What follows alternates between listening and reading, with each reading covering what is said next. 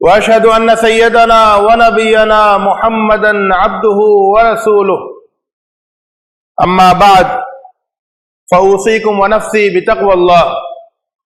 برادران اسلام، آج میں قرآن مجید کے ایک بہت ہی اہم ایک ایسے حکم جس کو قرآن مجید میں بہت زیادہ اہمیت کے ساتھ بار بار ذکر کیا گیا ہے، اس پر گفتگو کروں گا اس حوالے سے کہ جدید زمانے کے مسائل اور رکاوٹوں کے باوجود اس حکم پر عمل کرنا کتنا ضروری ہے اور اس کے لیے راہیں تلاش کرنا کس قدر ضروری ہے۔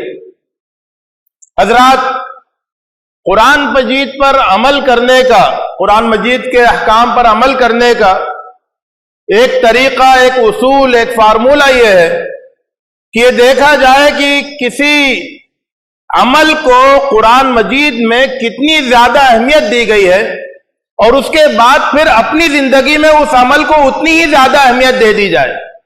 دیکھا جائے کہ قرآن مجید میں اس عمل کو کتنی اہمیت کے ساتھ بیان کیا گیا ہے اور پھر ہماری زندگی میں وہ عمل اتنی ہی اہمیت کے ساتھ اور اتنے ہی نمایاں مقام پر نظر آنے لگے۔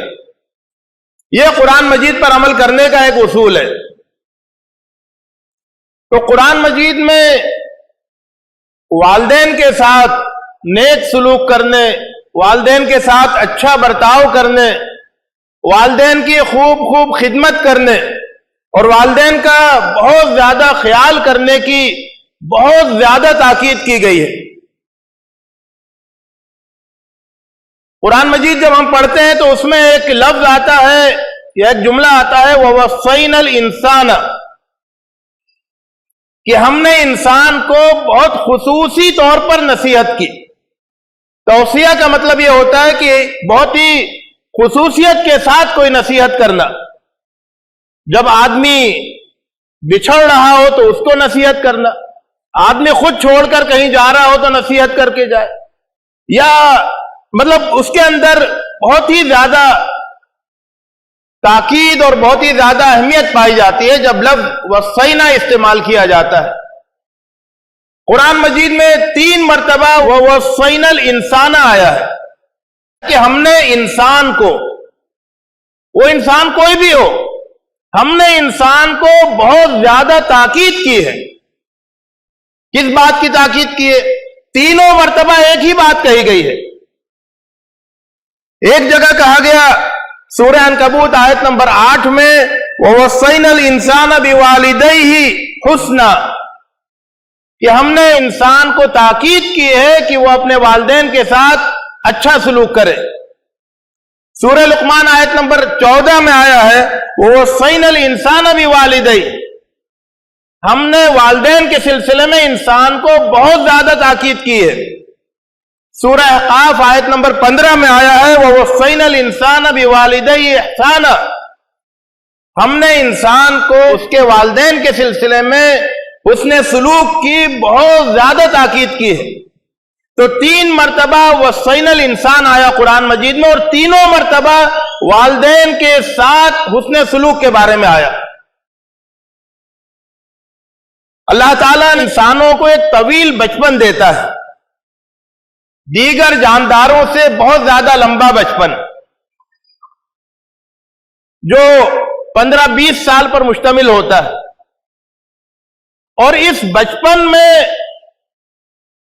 والدین کے دل میں اللہ تعالیٰ وہ رحمت ڈالتا ہے، وہ شفقت ڈالتا ہے کہ وہ اس طویل عرصے تک وہ اپنے بچوں کا خوب خیال کرتے ہیں، اپنے بچوں کی پرورش، ان کی تربیت کے لیے بے پناہ محنت کرتے ہیں، بہت انتھک کوشش کرتے ہیں۔ یہ اللہ تعالیٰ کی رحمت کا ایک اظہار ہے کہ اس نے والدین کے دل میں ایسی رحمت ڈال دی ہے اپنی طرف سے کہ وہ اپنے بچوں کی برسہ برس تک پرورش میں مشغول رہتے ہیں اور اس کے لیے بہت محنت کرتے ہیں۔ پھر اللہ کی رحمت کا دوسرا اظہار یہ ہے کہ انسانوں کا بڑھاپا بھی بہت طویل ہوتا ہے دیگر جانداروں کے مقابلے میں، وہ بھی 15-20 سال کا ہوتا ہے، اور اس طویل بڑھاپے میں اولاد والدین کے ساتھ بہت اچھا سلوک کرے، خوب خدمت کرے، خوب خیال کرے، اس کے لیے اللہ تعالیٰ نے اپنی کتاب میں بار بار اس کی تاکید کر دی ہے۔ تو اللہ تعالیٰ کے اپنے بندوں پر رحمت کے یہ دو بہت اہم مظہر ہیں، نمایاں مظہر ہیں، خاص طور سے انسانوں کے حوالے سے، کہ دلوں میں رحمت ڈال دی ہے، دلوں میں محبت ڈال دی ہے، کہ طویل بچپن والدین کی سرپرستی میں گزرے اور والدین خیال کریں، اور اپنی کتاب میں تاکید کر دی ہے، بار بار تاکید کر دی ہے، تاکہ انسانوں کا جو بڑھاپا ہے وہ اولاد کی خدمت کے ساتھ گزرے۔ تو جب ہم قرآن مجید میں بار بار اس بات کو پڑھتے ہیں کہ اپنے والدین کے ساتھ حسن سلوک کرو، تو یہ اصل میں اللہ کی رحمت کو یہاں محسوس کرنا چاہیے کہ اللہ تعالیٰ اپنے بندوں پر کتنا مہربان ہے، کہ وہ انسانوں کو، خود انسانوں کو ان کے اپنے والدین کے سلسلے میں اتنی زیادہ تاکید کر رہا ہے۔ اسی طرح آپ دیکھیں گے کہ جہاں پر قرآن مجید میں احکام بیان کیے گئے ہیں، یعنی خلاصہ، شریعت کا خلاصہ بیان کیا گیا ہے کہ یہ 10 کام کر لو، یہ 10 نصیحتیں ہیں، یہ کچھ نصیحتیں ہیں خاص، اس میں پہلے نمبر پر تو یہ ہے کہ اللہ کی عبادت کرو، اس کے ساتھ شرک مت کرو، اور دوسرے نمبر پر والدین کے ساتھ حسن سلوک کی بات۔ آپ سورہ بقرہ آیت نمبر 83 اٹھائیں، سورہ نساء آیت نمبر 36 پر غور کریں، سورہ انعام آیت نمبر 151 اور اس کے بعد دیکھیں، سورہ اسراء آیت نمبر 23 اور اس کے بعد دیکھیں، سب جگہ وبالوالدین احسانا کی تاکید ملتی ہے کہ اللہ کی عبادت کرو، اس کے ساتھ کسی کو شریک مت کرو، اور والدین کے ساتھ بہت اچھا سلوک کرو۔ تو یہ جو والدین کے ساتھ اچھا سلوک کرنا ہے، والدین کی خدمت کرنا، ان کا خیال کرنا ہے، یہ ایک طرف انسانوں کا امتیاز ہے۔ یہ چیز آپ کو دیگر جانداروں میں نظر نہیں آئے گی۔ عام طور سے یہی ہوتا ہے کہ وہ دیگر جانداروں میں بچے پرورش پاتے ہیں اور اس کے بعد پھر ہمیشہ کے لیے رخصت ہو جاتے ہیں۔ کوئی پرندہ اپنے گھونسلے سے اڑ جانے کے بعد پھر واپس اپنے والدین کے پاس نہیں آتا ہے، لیکن یہ انسانوں کی خصوصیت ہے کہ انسان جب بوڑھا ہو جاتا ہے، اس کو ایک طویل بڑھاپا ملتا ہے، تو اس وقت بھی اس کی اولاد اس کی خدمت کے لیے وہاں موجود رہتی ہے۔ تو یہ انسانوں کا امتیاز ہے، اور اس امتیاز کی حفاظت ہونی چاہیے۔ جو دور جدید کا خاندان کے سلسلے میں جو جدید تہذیب کا رویہ ہے، وہ اس سلسلے میں بہت خطرناک ہے۔ بالکل وہ انسانوں کو جانوروں کی طرح سے، گویا کہ ایک طرح سے دیکھتا ہے کہ جب وہ آپ کا کام ہو گیا، آپ بڑے ہو گئے، تو پھر آپ کا کوئی حق نہیں ہے۔ یعنی جو خاندان کو ڈینائی کرنے کا، خاندان کو مسترد کرنے کا جو رویہ ہے جدید تہذیب کا، وہ اسی نتیجے پر پہنچاتا ہے کہ دیگر جانداروں کی طرح سے جب وہ بوڑھے ہو جاتے ہیں اور تو بھوک سے سسک کے مر جاتے ہیں، اسی طرح سے انسان بھی بڑھاپے میں بھوک سے سسک کے مر جائیں، تڑپ کے مر جائیں، کوئی ان کا خیال کرنے والا نہیں ہو، اگر وہ خود اپنا خیال نہیں کر سکتے ہو تو یہ ایک طرف انسانوں کا امتیاز ہے، اور دوسری طرف یہ انسانوں کا خصوصی امتحان ہے۔ قرآن مجید میں بار بار تاکید کا مطلب یہ ہے کہ اللہ تعالیٰ قیامت کے دن جن چیزوں کے سلسلے میں خاص طور سے سوال کرے گا، ان میں ایک اہم سوال یہ بھی ہوگا کہ تمہارا اپنے والدین کے ساتھ سلوک اور رویہ کیا تھا۔ تو یہ آپ کی زندگی کے امتحان کا ایک اہم سوال ہے۔ حضرات، ہم سب یہ جانتے ہیں کہ پہلے زندگی سادہ تھی، اس میں اتنے زیادہ مسائل نہیں تھے، پیچیدگیاں نہیں تھی، اور اولاد اور والدین کے رشتے میں بھی زیادہ مسائل اور پیچیدگیاں نہیں تھی۔ بچے پیدا ہوتے تھے، والدین کے ساتھ وہ جوانی کو پہنچتے تھے، مقامی سطح پر وہ کچھ سیکھ لیتے تھے، اور اس کے بعد پھر اپنے والدین کے کاروبار میں، ان کے کاموں میں شریک ہوتے تھے، اور پھر والدین کے بڑھاپے تک وہ والدین کے ساتھ ہی عام طور سے رہتے تھے۔ عام طور سے ایسا ہی ہوتا تھا۔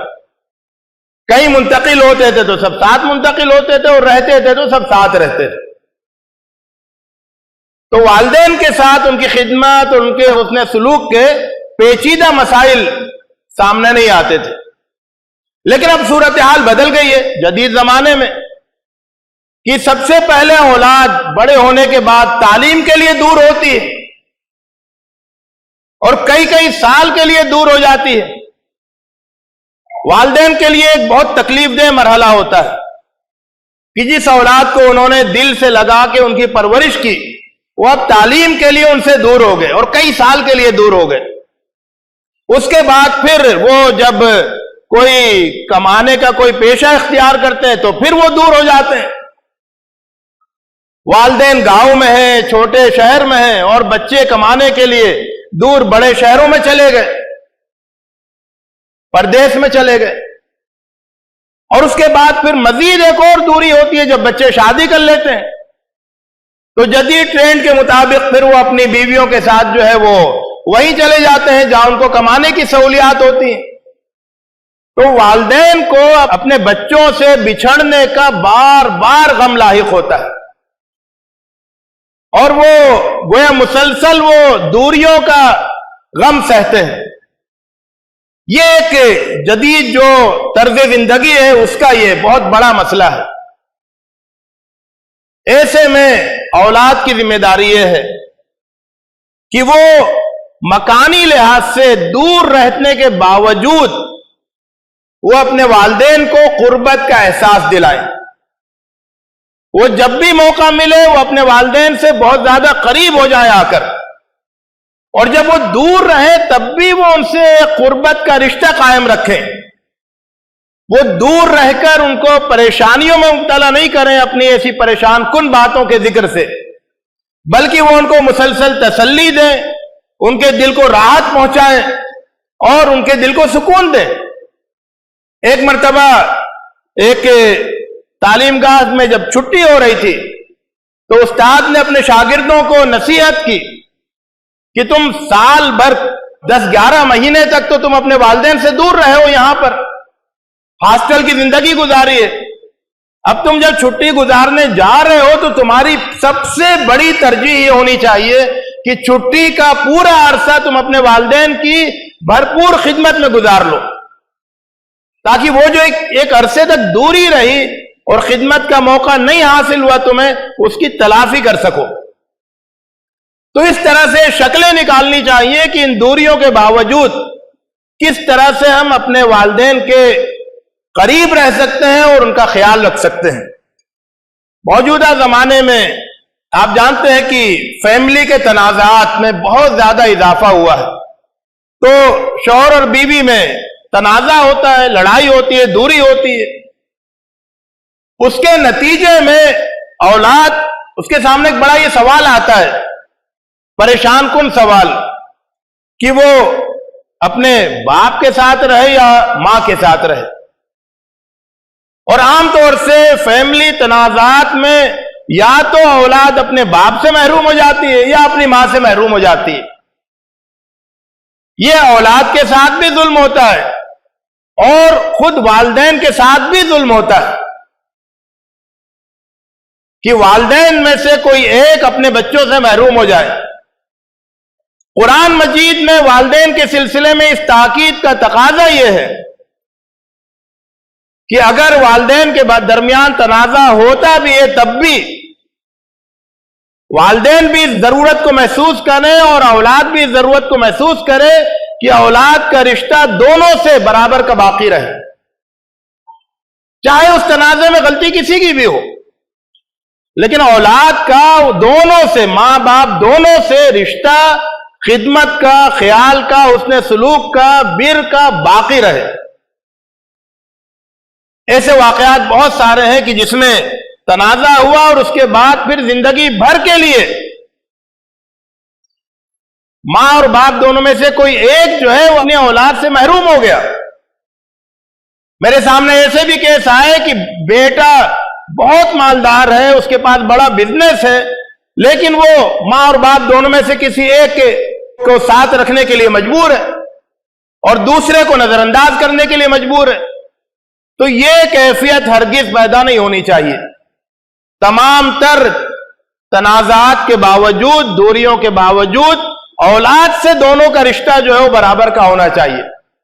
اس کا انتظام والدین بھی کریں اور اولاد بھی کرے. اس کو ایک بہت اہم حکم الہی سمجھتے ہوئے اسی طرح سے موجودہ زمانے میں کمانے کی، ظاہر ہے کہ بہت ساری پریشانیاں ہیں، یعنی کمانے کا عمل بہت پریشان کن ہے، اور زندگی کے اسٹیٹس کو مینٹین کرنا، زندگی کے تقاضوں کو پورا کرنا، وہ بھی بہت زیادہ پریشان کن ہوتا ہے. زندگی پہلے کی طرح سادہ نہیں ہے. تو اولاد جب بڑی ہوتی ہے، کمانے لگتی ہے، تو اس کے اوپر بہت سارا بوجھ ہوتا ہے، اور اس بوجھ میں کئی دفعہ ایسا ہوتا ہے کہ وہ اپنی اور اپنے بیوی بچوں کے حقوق کو تو یاد رکھتے ہیں، لیکن والدین کے حقوق کو بھول جاتے ہیں، اور ان کو ایسا لگتا ہے کہ جو اتنا بڑا زندگی کا بوجھ ہے، اس بوجھ کو اٹھاتے ہوئے گویا کہ ہم والدین کے ساتھ کچھ کرنے کے سلسلے میں ہمارے پاس ایک بہانہ موجود ہے. یہ تصور صحیح نہیں ہے.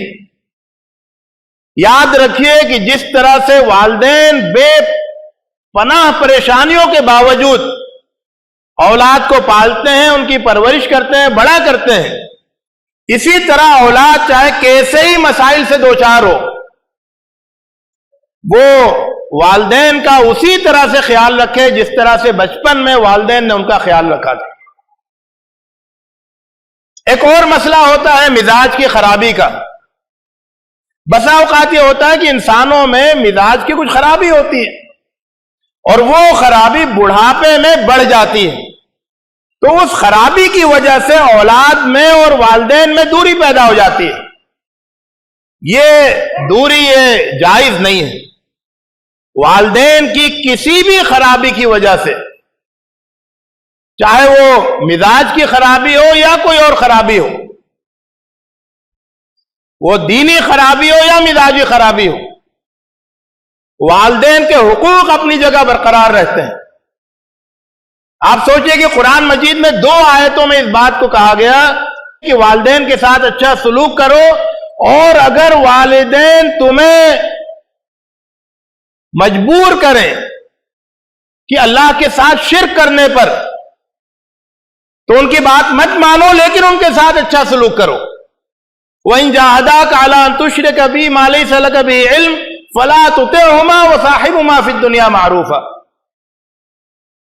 تو یعنی اگر والدین خرابی کے اس مقام تک پہنچ گئے ہوں کہ وہ اپنی اولاد کو اللہ کے ساتھ شرک کرنے پر بھی مجبور کریں اور پریشان کریں، اس کے باوجود ان کے ساتھ جو حسن سلوک کا حق ہے وہ اپنی جگہ باقی رہے گا، وہ کم نہیں ہوگا. تو جب اللہ تعالیٰ اتنی خرابی کے باوجود یہ حکم دیتا ہے کہ والدین کے ساتھ اچھا سلوک کرو، ان کے اندر اتنی بڑی خرابی ہے تب بھی، تو اس کا مطلب یہ ہوا کہ اس کے علاوہ جتنی خرابیاں ہیں، ظاہر شرک تو ظلم عظیم ہے، ان الشرک لظلم عظیم، تو اس سے نیچے کی جتنی خرابیاں ہیں، آپ کو جس طرح کے ظلم کا احساس ہو کہ میرے والدین نے میرے ساتھ ظلم کیا ہے، میرے ساتھ ناانصافی کی ہے، میری حق تلفی کی ہے، ان سب کے باوجود والدین کا حق باقی رہے گا. حضرات، ایک اور پیچیدگی ہے جس سے انسان دوچار ہوتا ہے، اور وہ یہ کہ جب ایک آدمی کی شادی ہو جاتی ہے اور ایک جوڑا تشکیل پاتا ہے، تو اس کے سامنے یہ سوال ہوتا ہے کہ اب والدین کی خدمت کیسے؟ شوہر یہ سمجھتا ہے کہ میری بیوی کی ذمہ داری یہ ہے کہ میرے والدین کی خدمت کرے، اور بیوی کو یہ احساس ہوتا ہے کہ میرے والدین مجھ سے دور ہو گئے ہیں اور ان کو خدمت کی ضرورت ہے اور میں اس سے محروم ہوں. اس کے دل میں الگ ایک کسک رہتی ہے، شوہر کی ایک الگ طلب ہوتی ہے. اس کا حل کیا ہے؟ اس کا حل یہ ہے کہ شوہر اور بیوی دونوں مل کر اپنے آپ کو ایک اکائی سمجھیں. جیسے ہی شادی ہو گئی تو شوہر اور بیوی مل کر، دونوں مل کر وہ ایک انسان بن گئے، ایک انسانی اکائی. اور اس اکائی کی ذمہ داری یہ ہے کہ وہ دونوں والدین لڑکے کے والدین اور لڑکی کے والدین، شوہر کے والدین اور بیوی کے والدین، دونوں کا پورا پورا خیال یہ اکائی مل کر کرے. یہ اس مسئلے کا حقیقی حل ہے. تو شوہر اور بیوی دونوں مل کر یہ منصوبہ بنائیں کہ شوہر کے والدین کی کیا ضرورتیں ہیں وہ کیسے پوری کی جائیں، اور بیوی کے والدین کی کیا ضرورتیں ہیں اور وہ کیسے پوری کی جائیں.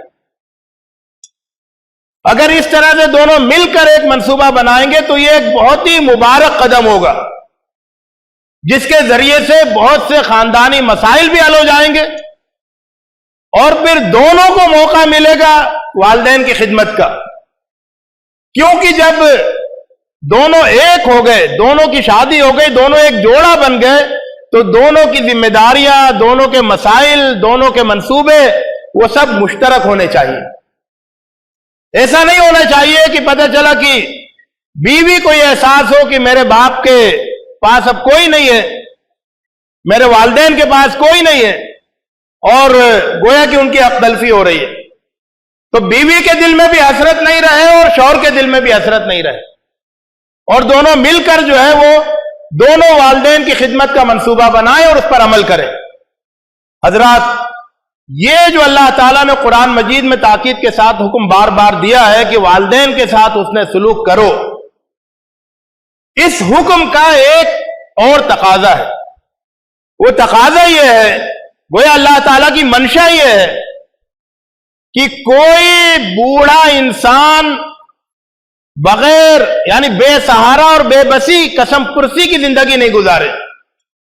انسان بڑھاپے میں بے بسی اور قسم پرسی کی زندگی نہیں گزارے. یہ اس کی منشا ہے، اور یہ منشا اس طرح سے پوری ہوگی کہ ہم لوگ اپنی جوانی میں اس بات کو بھی دیکھیں کہ ہمارے سماج میں وہ کون لوگ ہیں جن کی اولاد نہیں ہے خدمت کے لیے. بوڑھے ہیں مگر بے سہارا ہے، بوڑھے ہیں مگر بے اولاد ہیں، اور پھر ان کی خدمت کریں. خاص طور سے وہ لوگ جن کے والدین اس دنیا سے گزر گئے ہیں اور وہ اس محرومی کے احساس سے دوچار ہیں کہ کاش ہمارے والدین ہوتے اور ہم ان کی خدمت کرتے. وہ اپنی محرومی کے احساس کو اس طرح سے دور کر سکتے ہیں کہ وہ ڈھونڈیں سماج میں کہ وہ کون سے بزرگ حضرات ہیں جنہیں خدمت کی خیال کی ضرورت ہے، اور جا کر ان کی خدمت اور ان کا خیال کریں. حضرات،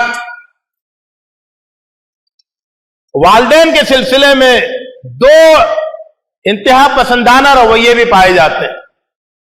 ایک رویہ یہ ہے کہ جو والدین کے ساتھ گویا کہ نافرمانی کا رویہ ہے، حقوق کا رویہ ہے، کہ جس میں اولاد کو اپنے والدین کی کوئی فکر ہی نہیں رہتی ہے. نہ اپنے والدین کے خوابوں کا خیال ہوتا ہے، نہ ان کی امیدوں کا خیال ہوتا ہے، نہ ان کی خواہشوں کا خیال ہوتا ہے، نہ ان کی ضرورتوں کا خیال ہوتا ہے. کوئی خیال نہیں ہوتا ہے. وہ اپنے والدین کے سلسلے میں بالکل بے اعتنائی برتتے ہیں، والدین کے کسی حکم اور کسی خواہش کی پرواہ نہیں کرتے ہیں.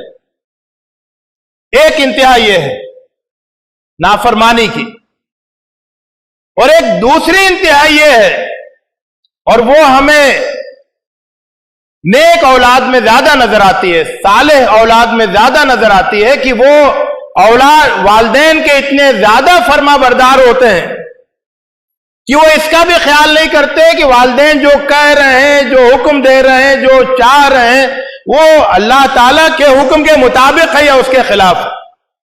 یعنی والدین کی فرما برداری میں اللہ تعالیٰ کی بھی نافرمانی کر جاتے. یہ دو انتہائیں ہیں.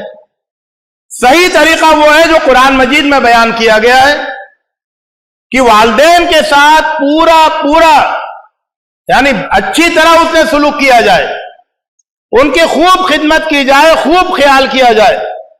لیکن جہاں ان کا کوئی حکم اللہ تعالیٰ کے حکم سے ٹکراتا ہو، وہاں پر اللہ تعالیٰ کے حکم کو مانا جائے، والدین کے حکم کو نہیں مانا جائے، لیکن اس کے باوجود والدین کے ساتھ اس نے سلوک کرتے رہا جائے. یہ قرآنی اصول ہے، اور اس اصول پر عمل کرنا چاہیے.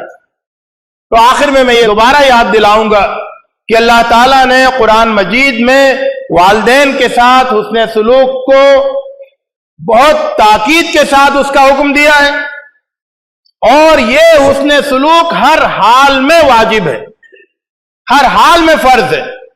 جس طرح سے نماز ہر حال میں فرض ہے اور ہر انسان پر فرض ہے، اسی طرح سے والدین کے ساتھ حسن سلوک یہ ہر حال میں اور ہر انسان کے اوپر فرض ہے۔